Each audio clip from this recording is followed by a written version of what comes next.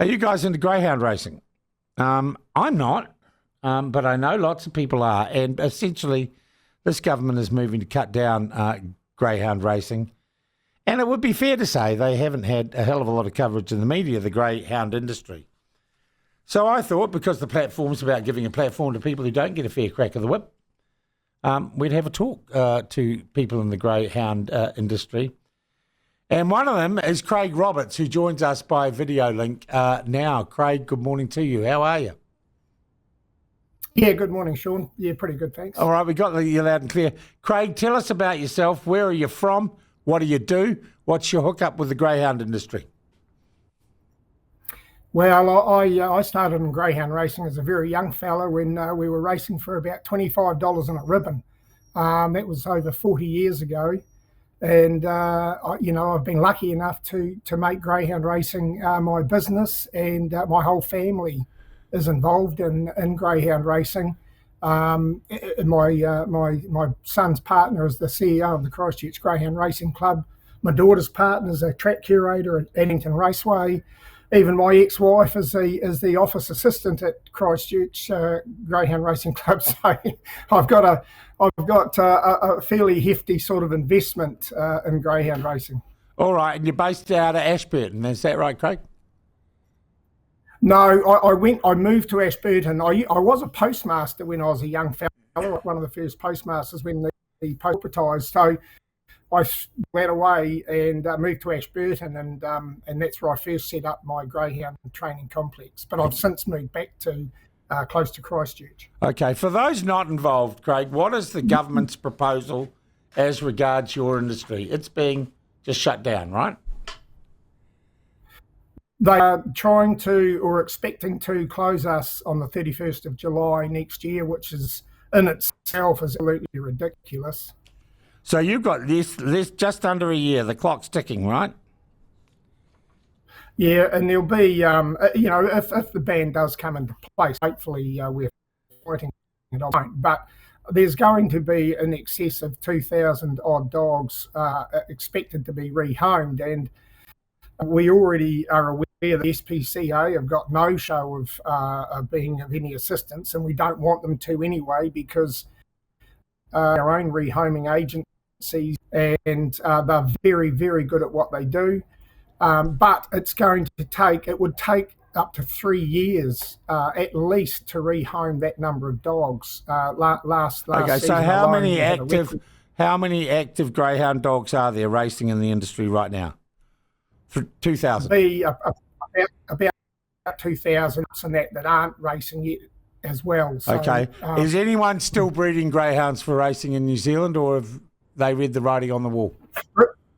Breeding's basically ceased because if you breed a litter of pups, they wouldn't be able to race. Look, we've got some problems, Craig. I'm wondering, we've got dropout on your audio line. Have we got a number for Craig? Can we ring you on the phone, Craig? We're just getting just a little bit too much dropout on the internet. Not your problem. It's a problem we have with other people. It's third-party providers that are the issue. So we will ring you, mate, and we'll do this by phone. We'll carry on by phone in just a moment. Okay, no worries. Bill is getting onto it now. Thank you. You can still keep watching me if you want while you're on the phone. We can watch.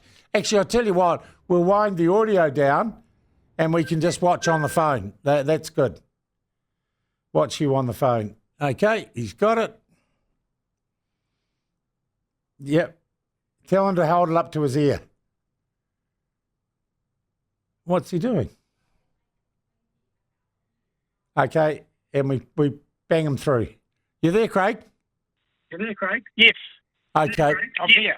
Okay, we've got a little bit of a delay. Can you turn down? You're going to have to do this by holding the phone up to you because I get feedback. I can hear myself 2 seconds later coming through on your speaker. Oh, okay. Yeah. Or you can wind down the speaker on the computer. No. Okay, okay. And There we go. Okay. That's much better. Excellent. All right. Well, that's an interesting way to do it. The phone interview with the video in the background.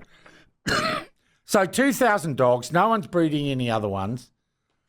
If we presume the government isn't going to change its mind, surely the best thing you can do if you care about those animals now is just have a year-long campaign to get them rehomed.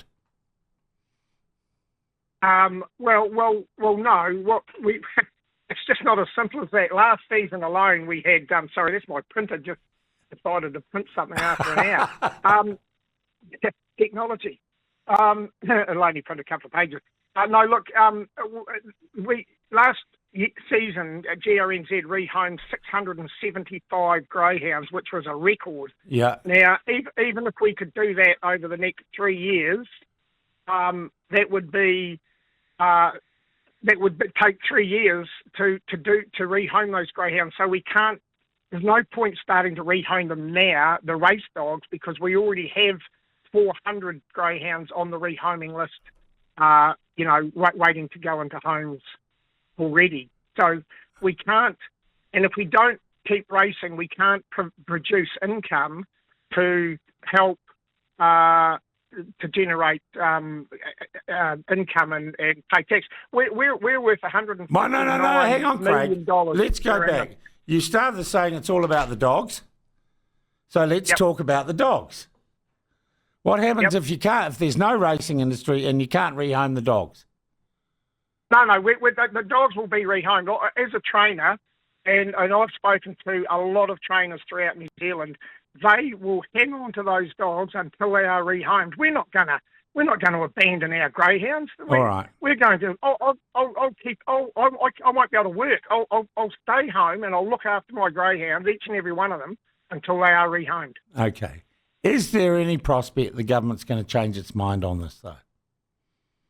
Well, let's hope the legal system can provide some support to us, and if justice is served, we will get an interim injunction later on this month. Okay, you've applied for an injunction? Yes, we have. Winston Peters has not once, in his time as racing minister, contacted GRNZ, and we have made several attempts to contact him, and he will not meet with us. Do you feel that Mr. Peters is favouring horse racing over greyhound racing? Without doubt. Our statistics are better than the thoroughbred code. We know that as a fact from the last season of. What do you mean your statistics, Craig?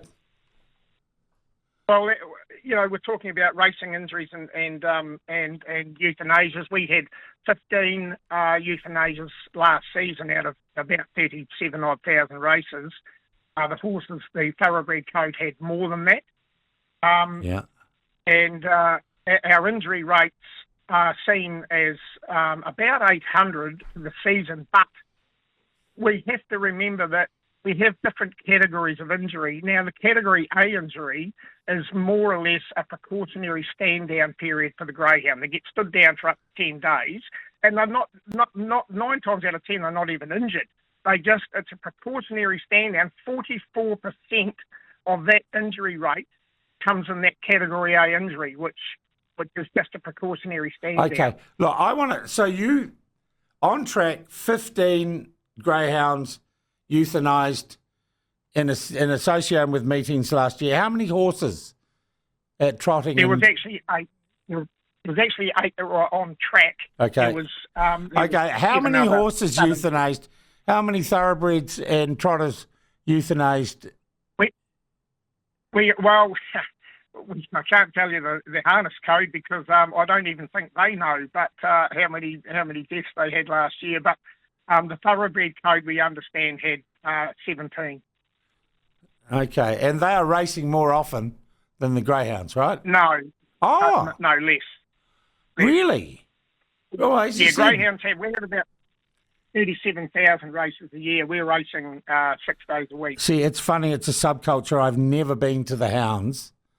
I've never been to a greyhound race in my life, and it operates completely outside my social circle, which is really interesting. Okay, let's look at that. So you've put down in the teens, 18 dogs in the last year. How many dogs has, say, the Auckland City Council put down in that time? Oh, look, I don't even like talking about this because I feel so bad for those poor dogs, but there was about 6,000 put down last year in Auckland alone.